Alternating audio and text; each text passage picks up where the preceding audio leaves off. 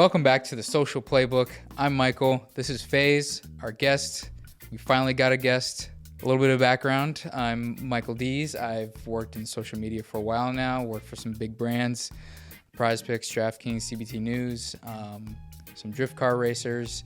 And this podcast is all about social media. And Faiz is a tech and productivity content creator with over 40,000 subscribers on YouTube. And we work at CBT News together. That's Welcome. right. Yep. Glad to be here. Yeah. So we're just going to dive into some life updates. How's life?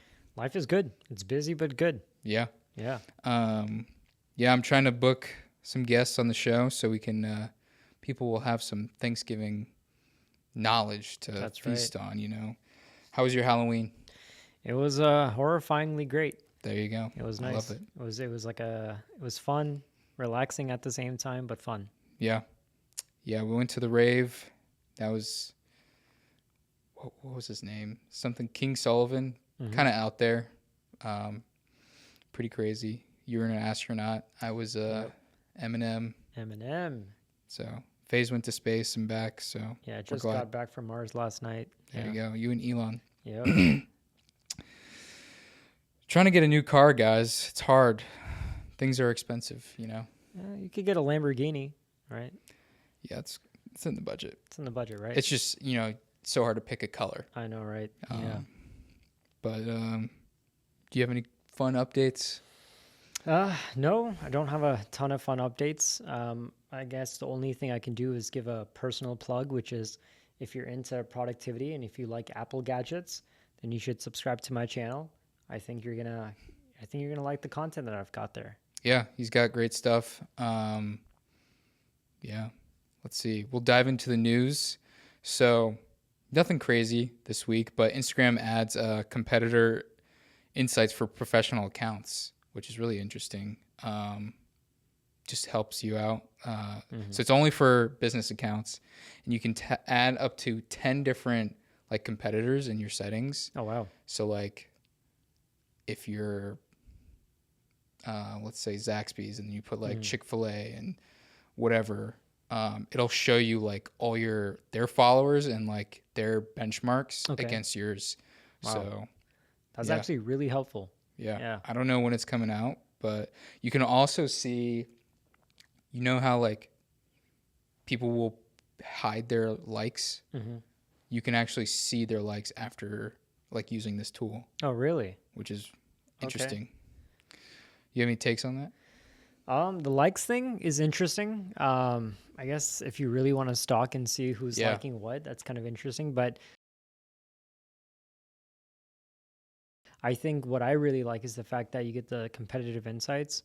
I think that's going to be really helpful for a lot of businesses, right? I mean, because before you would have to manually, I guess, be looking up like analytics and stuff. And now if you can do that, if Instagram can provide you such information, that's really helpful. Yeah, I think a lot of the platforms are getting really good at adding tools that will actually propel like your content and stuff. So like YouTube, I covered last week, has that AI tool now. Yeah. And you can like just write into what are some search terms my followers use. Yeah, it's also helpful because let's say like let's say you're listening to a podcast, right? I was listening to a podcast just a couple days ago with Jay Shetty and her I was about to say Hermione, but Emma Watson, who plays Hermione. And I wanted to actually it was over a 2-hour long podcast, and I'm like, I don't have the time to sit, but I really want to see how she brought herself into the character of Hermione, right? Because it's such a iconic character, right? And when you're playing something like that, how do you make it your own, right? So I kind of wanted to get that side, but obviously I'm like, I don't know where she's gonna bring up Hermione in this 2.5 hour long, podcast episode. So I just went in the AI tool, YouTube's, built-in AI tool, and I just asked it, take me to wherever she references Hermione. I didn't even know literally, they had that. Yeah, and it literally took me there. So it told me that in the 35-minute mark, she brings up her character journey as Hermione. So I clicked on it and boom, I was there. So it makes life helpful as a content consumer as well. That's awesome. Yeah. Yeah, I was using it the analytics side the other day, and we've been doing a few things on Mercedes, and obviously it blows up, and so like it'll show you like other search terms. Yeah. And so you can put those in like your keywords or your what do you call it on YouTube? I think it's keywords. Keywords, yeah. Yeah, the section. But Yep. yeah, excited for the platforms to like add those features. Yeah, because I think these platforms are now taking businesses seriously, right? Like when social media first started off, it was just like people posting pictures of their food, travel, their dogs, their cats. And now it's like, no, it's a proper business platform now, right? Like a lot of companies are investing millions, if not billions of dollars into social media, right? In terms of ads and content and stuff like that. So because it's such a powerful business tool, I'm glad that these platforms are now, giving us resources to take advantage of to get better insights and like keywords and like deeper understanding of how things are performing. So I think it's a benefit for not just consumers, right, but also creators. Yeah, it gives all the social media managers out there so they can actually report on stuff. And, so it's great. Yeah. It shows you how much, like, if they're pouring money into the business side, like it shows you that also has an effect on people getting social media manager jobs. Yeah. And so that's like kind of the whole thing about this show is getting people into social media jobs. But on to the next topic. Lots of platforms are promoting to sell on their platforms for the holidays already. I say already, but it's right around the corner. I'm stressed, man. I've got so much content regarding like Black Friday, so I'm working on tons of content with my sponsors and advertisers on how to best promote them. But it's starting right now. I mean, I was on YouTube this morning, and there's so many people already doing like gift guides and what to get your significant other. So you're seeing a lot of gift oriented content now. So it's a little overwhelming for content creators right now. How do you, this is a random question, but do you ever say no to a deal? Or I guess that's kind of through your... No, all the time, because at the end of the day, your audience, right? You know what stuff your audience likes, what they don't like.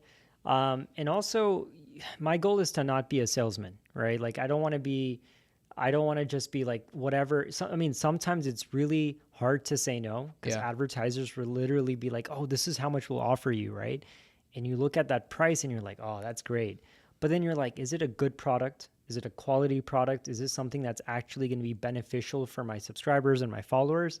And the thing is, if the answer is no, I'll turn it down. Yeah. Right? Because once again, my subscribers come first, right? Like they're the ones who have given me the platform to speak. They're the ones who are bringing in the views and the engagement. So I don't want to take advantage of them, right? So just because it is a business at the end of the day, but you also have to know what your audience likes, right? So just like I've worked so hard to gain that audience, I don't want to lose it, and I don't want to lose their trust. So if it's a product that I wouldn't use and I wouldn't enjoy, I'm not going to talk about it. It doesn't matter how great the money is. Yeah. It's so easy for consumers to like kind of sniff out like if it's you're doing it for the money or not. Even if it's like you're like I literally use this, it still almost seems like it's like you're doing it for the money. I don't know. It's like, for example, like I do a lot of iPad content, and all of a sudden if I'm starting to talk about, oh, look at this new Microsoft Surface, it's like this guy's all about the Apple ecosystem. He talks about the iPad. Now he's talking about a Microsoft Surface, right? Like what? And he's not in this ecosystem. So why is he raving about it? So I think like they would like immediately sniff out the fact that maybe Microsoft paid me to talk about XYZ, right? So it's like, that's just an example. Microsoft has not paid me, and they have not told me to do such a video. I'm just being hypothetical here, but there have been some, big companies that have literally said, we will pay you this much if you talk about our product. And the money is so good, but I'm telling you, if I posted that, I would lose subscribers and credibility. It's not great for the long term. Nope. You talk about like your niche and your topic, like we can dive into more your background. How did you find that niche, and like What made you want to get started in social media? So I think, back when I was in college and social media was just becoming like a bigger and a bit like bigger thing, right? When I say bigger, I think in terms of more of like businesses being on it versus just friends and family, right? So it was getting bigger. I remember when I was in college, Instagram stories was finally becoming a thing, right? And people made fun of it. They're like, "Who's gonna use that? Like, we have Snapchat for that, right?" But now, like, now it's like reversed. I feel like every advertiser is on Instagram, posting stories, and it's become a big thing for brands. But now we have got Reels, we've got short form versus long form. There's so much going on in social media. But I think I realized ages ago, especially being a marketer, that social media is going to be one of the biggest marketing tools for businesses. And I realized that a long time back, and I really started to invest my time and knowledge within it. And then voila, here we are. And it is a big platform, right? Platforms, I should say. So I think that's why I really got into it. Then I did a lot of like work for marketing and with big companies like the corporate headquarters of Mercedes-Benz. And I saw their creative take on social media, how they were using it to, cater to certain audiences, how to reach out to new audiences, utilize all the tools that were readily available, right, in their fingertips. So I think for me, it was all about the fact that you can be fun, you can be creative, and really reach out to a mass audience, right? Because think about it, we're all of us are on our phones or iPads or computers, right? We're all looking at these screens, and people are advertising nonstop. So this is something that everyone should be a part of. So like I said, I realized that a long time ago, and I just started investing my time into it. So how did you land on tech reviews and like specifically like the productivity space? So it's kind of an interesting journey. I think I started my channel off kind of as an experiment. It was just for fun. I would actually manage my clients' YouTube channels and stuff. So I'd be like uploading their content. I would be creating thumbnails, coming up with the descriptions, video titles, making sure it's, search engine optimized with, keywords. I did all of that. Yeah. And I'm also a video editor. So I did all of these things, and I'm like, I'm doing this for other clients and other people.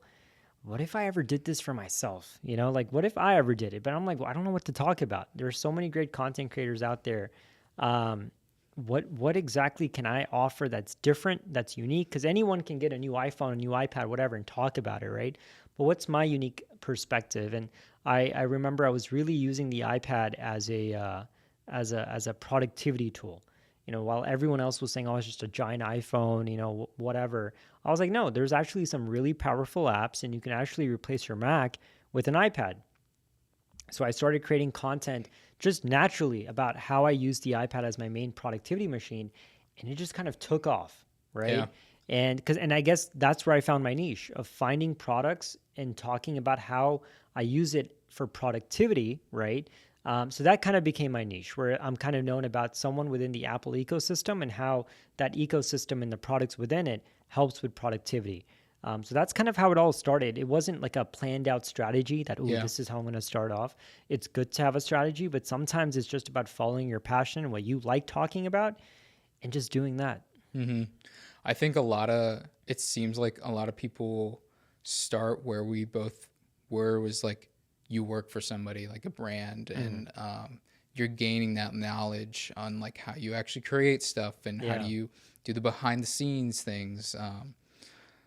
And then you discover, like you said, like, why am I not doing this for myself? And so that's kind of the journey I'm starting right now, and Colin as well. Yeah. Our boss. But so did you follow anyone for inspiration, or like what kind of what helps you lead like the content you create today? Yeah.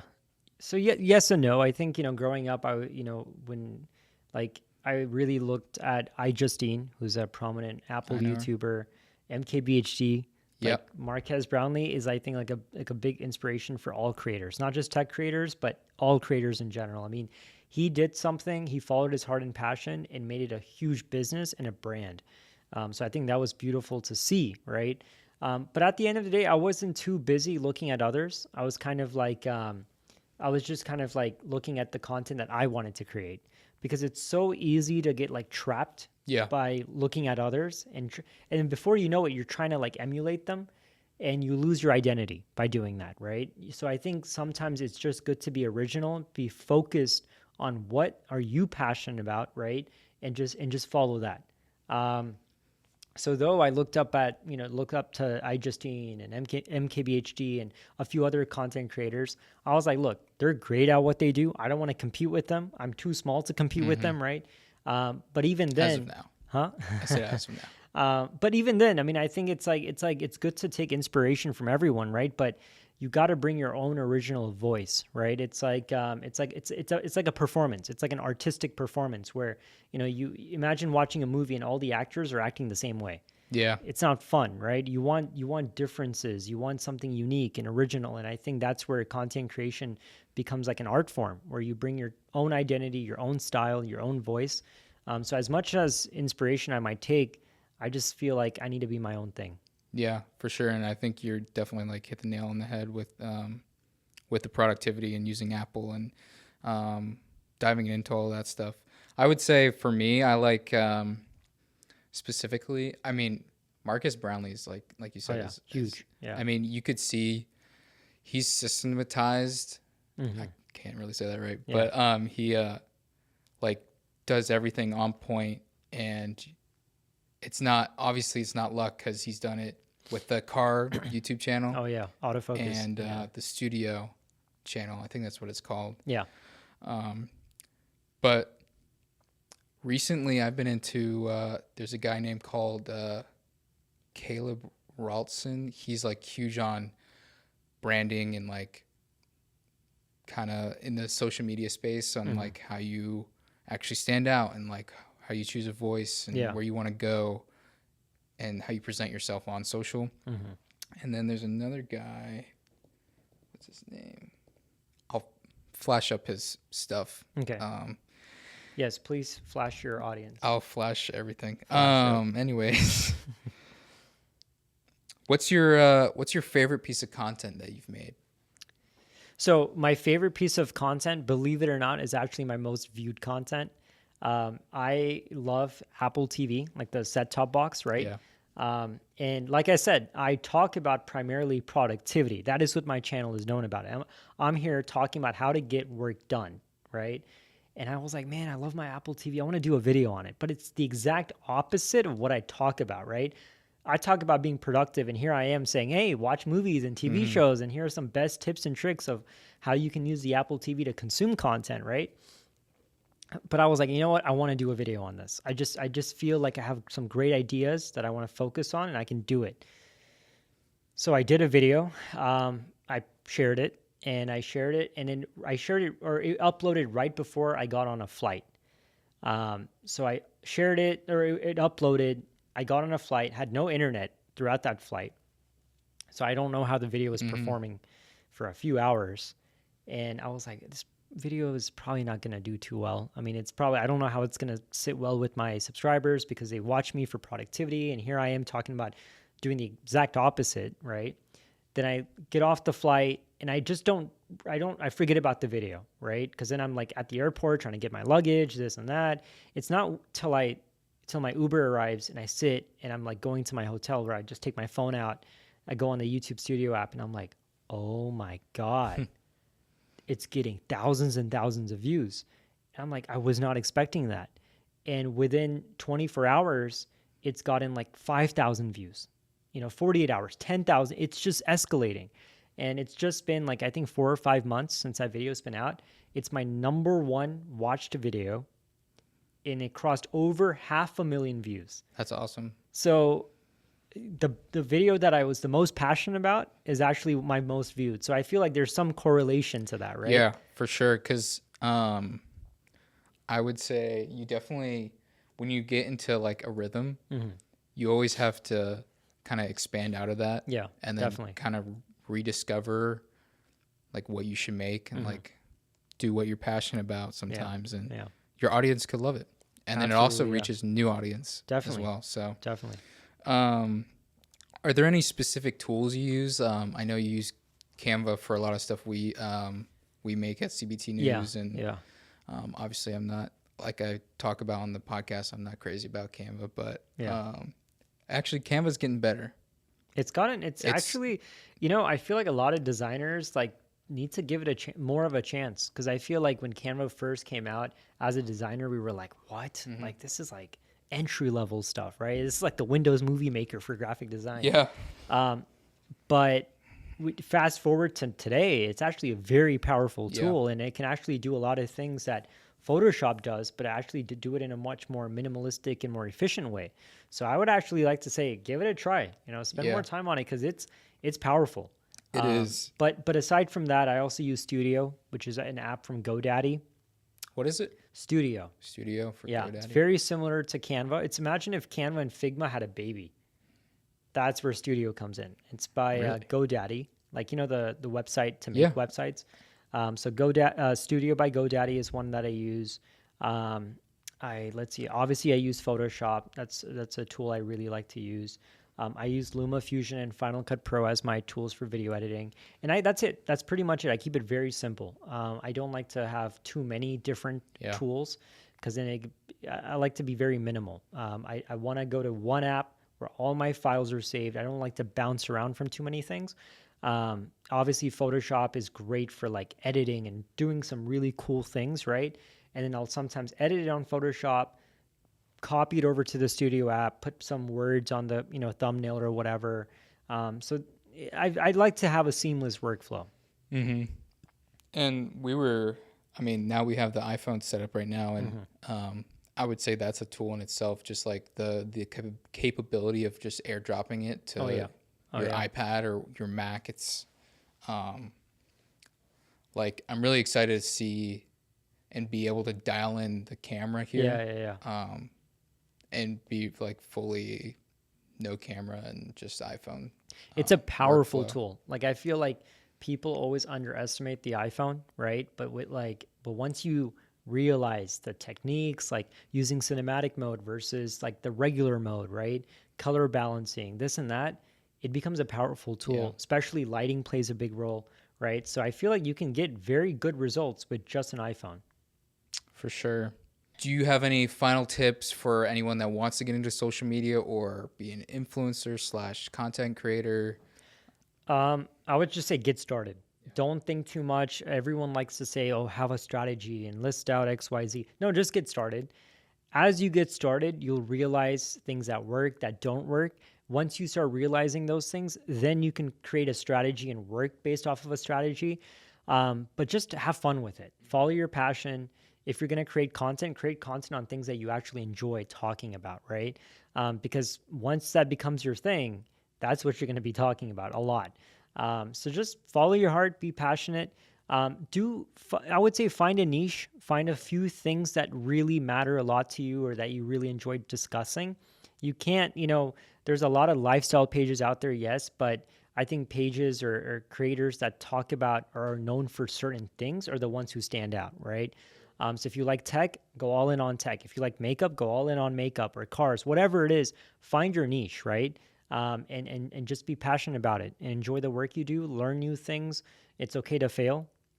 Not every post, not every video is going to be a success, right? That's something you really got to get used to. Yeah.